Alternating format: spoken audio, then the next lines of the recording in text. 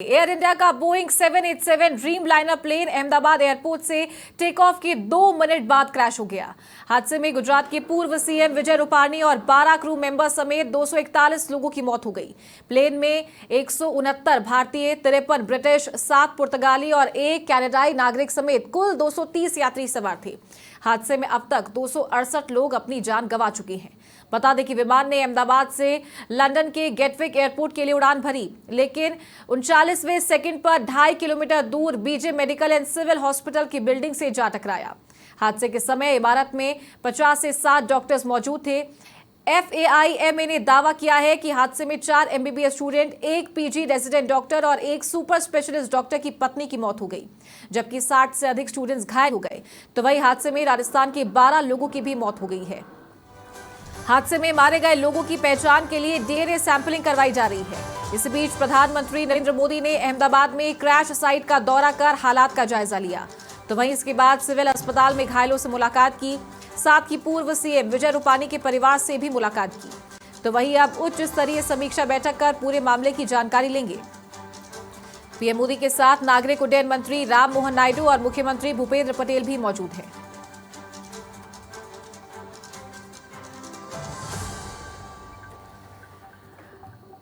और इसी खबर पर ज्यादा जानकारी के साथ सहयोगी ज्योति सिंह दिल्ली से फोन लाइन पर जुड़ गई हैं। ज्योति, प्रधानमंत्री पहुंच चुके हैं क्रैश साइट पर, उन्होंने दौरा किया, स्थिति का जायजा लिया, फिलहाल उनका क्या मूवमेंट है? बिल्कुल चारों, देखिए गुजरात के अहमदाबाद में जो भीषण प्लेन क्रैश हुआ था उसके मौके का जो है देखिए हालात जानने के लिए प्रधानमंत्री नरेंद्र मोदी अहमदाबाद पहुंच चुके हैं। और देखिए सबसे पहले उस जगह पर पहुंचे जहां पर ये क्रैश हुआ था। उसके बाद जो है अस्पताल पहुंचे हुए हैं। अस्पताल में वहां पर जो घायल मरीज हैं उनसे मुलाकात की। और इस वक्त जो है देखिए उनके साथ गुजरात के सीएम भूपेंद्र पटेल हैं, केंद्रीय उड्डयन मंत्री राम मोहन नायडू भी हैं वहां पर। और अस्पताल की तस्वीरें जो है देखिए उनके साथ में जो डॉक्टर्स है देखिए वो उन्हें बताते हुए, ब्रीफ करते हुए दिखाई दे रहे हैं कि कितने मरीज वहां पर जो घायल हैं और उन घायल मरीजों की किस तरीके की सिचुएशन वहां पर है, क्या स्थिति है, कितने इंजर्ड हुए हैं, कुछ गंभीर घायल भी वहां पर अस्पताल में भर्ती हैं। तो देखिए पूरे घटनास्थल का दौरा किया है, हॉस्पिटल भी पहुंचे हैं, घायलों से मुलाकात करी है। और प्रधानमंत्री हादसे में बचने वाले इकलौते शख्स रमेश जो विश्वास है उनसे भी मुलाकात कर सकते हैं। फिलहाल रमेश का जो इलाज है वो किया जा रहा है। और आज ही इस हादसे को लेकर प्रधानमंत्री नरेंद्र मोदी समीक्षा बैठक भी करेंगे। और करीब 4 बार जो है देखिए गुजरात सीएम रहे हैं पीएम मोदी, इसमें कई मायने से अहम हो जाता है उनका ये दौरा। खासतौर पर देखिए पीएम मोदी का गृह राज्य भी है वो, और ऐसे में इतना बड़ा हादसा उनके गृह राज्य में हो जाता है। देखिए सबसे पहले केंद्रीय गृह मंत्री वहां पर पहुंचते हैं, उसके बाद अगले ही दिन हादसे के प्रधानमंत्री पहुंच जाते हैं, सारे शेड्यूल को कैंसिल करके अहमदाबाद पहुंचते हैं, घटनास्थल का जायजा लेने के लिए पहुंचते हैं, हॉस्पिटल पहुंचे हुए हैं। और उसके बाद लौटे बच्चे हुए रमेश से भी जो है उनसे मुलाकात करेंगे। रूपाणी है देखिए उनके घर पर भी जाकर है मुलाकात करेंगे। तो तमाम का जो शेड्यूल है देखिए, क्योंकि 2 से 2.5 घंटे का एक जो शेड्यूल था पीएम का वो बताया जा रहा है। उसके बाद 3:30 के बाद जो है वापस दिल्ली के लिए रवानगी उनकी प्रस्तावित है। और जैसे रवानगी से पहले समीक्षा बैठक जरूर करेंगे, और समीक्षा बैठक पूरा ब्रीफ है देखिए को किया जाएगा। और जांच कहाँ तक पहुंची हुई है कि देखिए ऑपरेशन जो चलाया जा रहा था वो खत्म किया जा चुका है, और करीब 265 लोगों की जो मृत्यु है, जो मौत है देखिए वो बताई जा रही है कि डेथ हुए हैं, और कई गंभीर इंजर्ड भी हुए हैं। तो ऐसे में पूरी जांच जो देखिए जो कमेटी बताई गई है, और इसकी समीक्षा बैठक भी करेंगे प्रधानमंत्री नरेंद्र मोदी का। ठीक है ज्योति, बहुत शुक्रिया आपका ये जानकारी देने के लिए।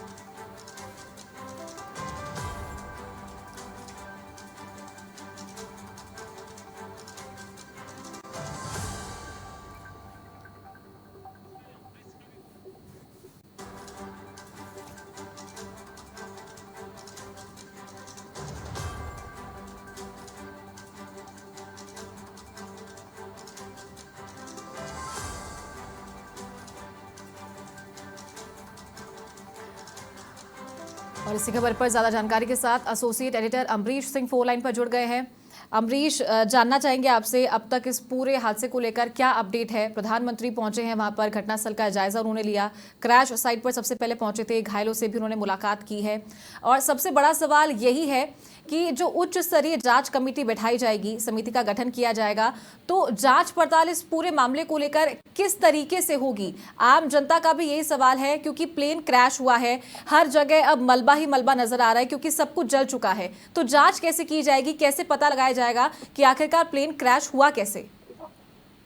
देखिए, फिलहाल उच्च स्तरीय जांच बैठाई तो गई है चालू, लेकिन फिलहाल अगर आज सुबह की बात करें तो जिस तरीके से प्रधानमंत्री नरेंद्र मोदी पहुंचे, सबसे पहले उन्होंने घटनास्थल पर वो पहुंचे, उसके बाद घायलों से उन्होंने पूरा मामले जो चश्मदीद थे उनसे भी पूछा है उन्होंने।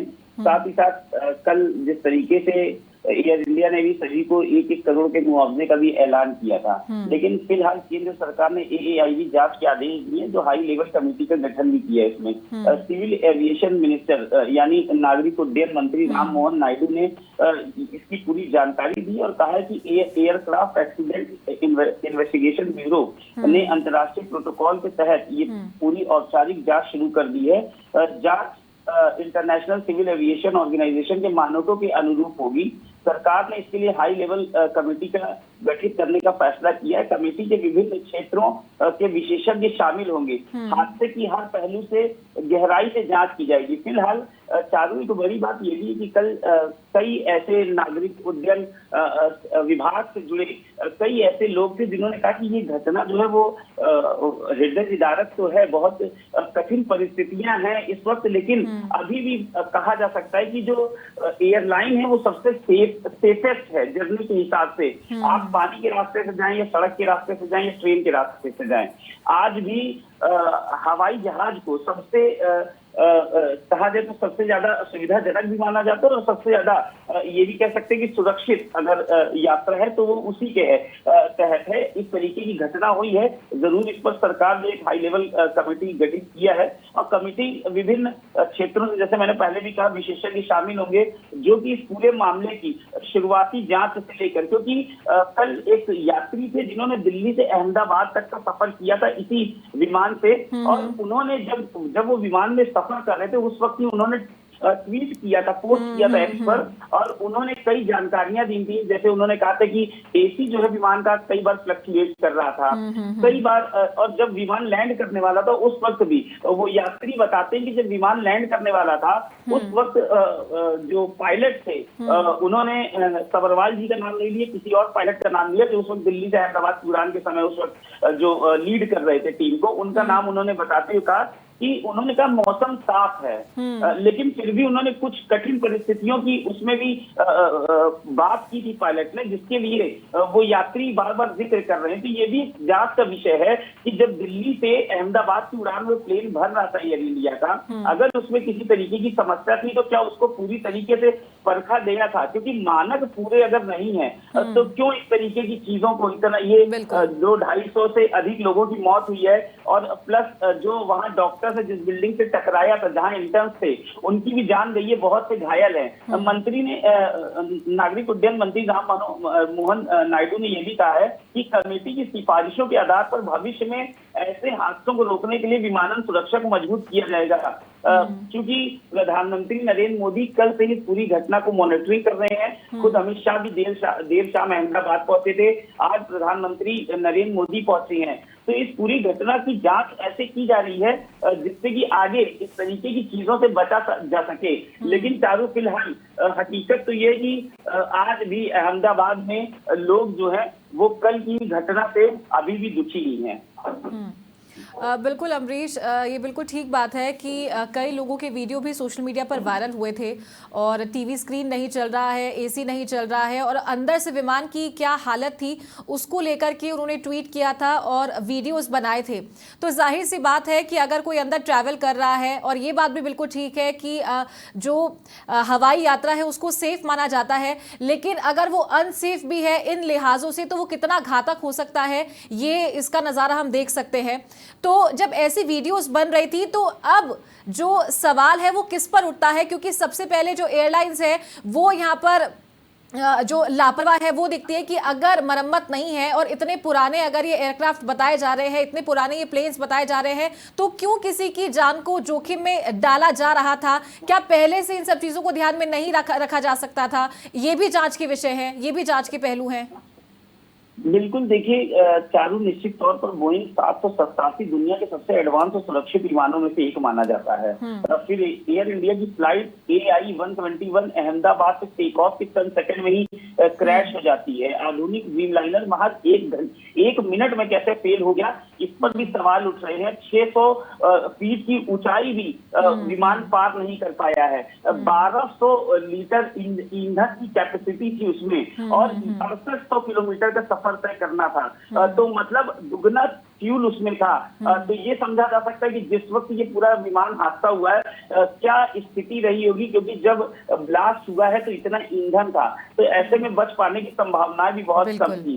और दूसरा ये कि लैंडिंग गियर शायद पूरी तरीके से काम नहीं कर रहे थे। इस पर काम क्यों नहीं हुआ, इस पर भी बात होनी चाहिए, क्योंकि जांच पड़ताल, इतना लंबा सफर 6800 किलोमीटर का और आप 68,000 किलोमीटर का, और आप इस तरीके कर रहे हैं 6800 किलोमीटर का, माफ कीजिएगा। डिस्ट्रेस कॉल क्यों नहीं आई? केवल अचानक मेडे मिला और कुछ भी नहीं मिला। उसके बाद संपर्क टूट गया है। टेक ऑफ से पहले टेक्निकल फॉल्ट रह गया था जिस पर ध्यान नहीं दिया गया। ये भी सवाल आ रहा है, मैकेनिकल फेलियर है, सिस्टम फेलियर है या स्ट्रक्चरल दिक्कत है। बोइंग 787 ड्रीमलाइनर का यह पहला फैटल क्रैश। क्या बोइंग कुछ छुपा रहा है इसमें? ये भी एक बड़ी बात है। ATC को पायलट का लेवल, अचानक मेडे मिला, सेकंड में प्लेन गिर जाता है। विमान पूरी तरीके से फ्यूल से भरा हुआ था।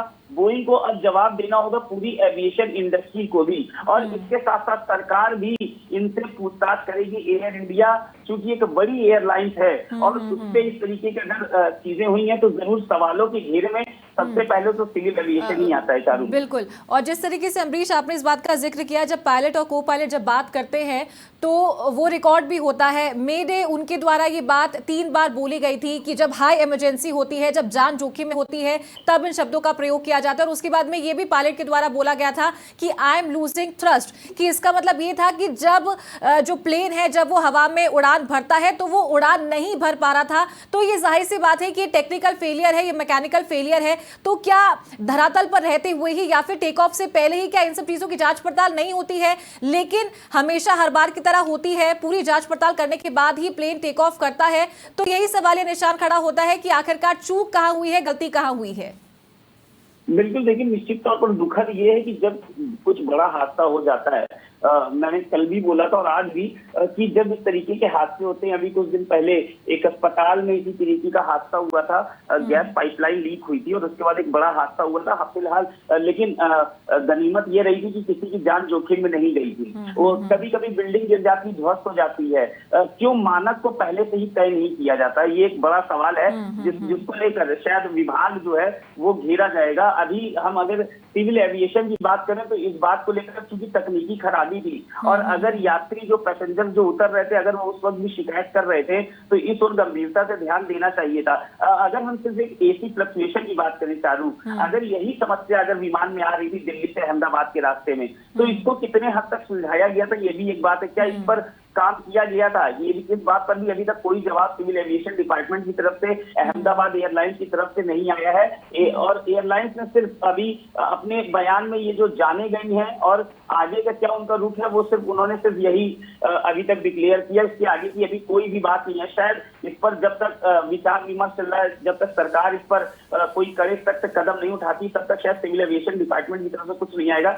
लेकिन नागरिक उड्डयन मंत्री को जिस तरीके से कल गृह मंत्री अमित शाह ने कहा था, आप मौके पर जाइए और घटना स्थल पर एक टीम बनाइए और देखिए, सबसे सहयोग लीजिए कि आखिर वजह क्या रही थी, प्रारंभिक जांच में क्या सामने निकल कर आता है। तो प्रारंभिक जांच में जो नतीजे अभी तक निकल कर आए हैं, आगे इसी पर फोकस होगा सरकार का। लेकिन आज मुझे ऐसा लगता है कि प्रधानमंत्री नरेंद्र मोदी वहां पहुंचे हैं और कुछ न कुछ अभी थोड़ी देर में निकल कर जरूर आएगा। चारू, ठीक है, बहुत शुक्रिया आपका अमरीश, हमारे साथ जुड़ने के लिए और ये जानकारी देने के लिए। तो ये तस्वीर आप देख सकते हैं, प्रधानमंत्री नरेंद्र मोदी अहमदाबाद पहुंचे। सबसे पहले उन्होंने क्रैश साइट का दौरा किया और उसके बाद सिविल अस्पताल में वो पहुंचे हैं। घायलों से उन्होंने मुलाकात की है, एक एक घायल के पास पहुंचकर उनकी कुशलक्षेम जानी है, क्या स्थिति है, डॉक्टर से पूरी जानकारी ले रहे हैं। साथ ही जो एकमात्र जो यात्री इस हादसे में जो बचे हैं, जो कि प्लेन में उस वक्त मौजूद थे, विश्वास कुमार से भी प्रधानमंत्री ने मुलाकात की है। ये देखिए, ये तस्वीर है कि विश्वास कुमार से वो मिलने के लिए पहुंचे और गहराई से बात सुन रहे हैं। आप देख सकते हैं कि जांच पड़ताल कमेटियों के द्वारा तो की जा रही है, लेकिन अपने स्तर पर किस तरीके से प्रधानमंत्री हर एक घायल के पास पहुंच रहे हैं, उनसे मुलाकात कर रहे हैं, उनकी स्थिति के बारे में पूछ रहे हैं, साथ ही अस्पताल में जो व्यवस्थाएं हैं वो कितनी माकूल है उसके बारे में भी जानकारी ले रहे हैं। और प्रत्यक्षदर्शी हैं ये सभी घायल, इसीलिए इनके पास पहुंचकर इनसे इस पूरे घटना की जानकारी ले रहे हैं।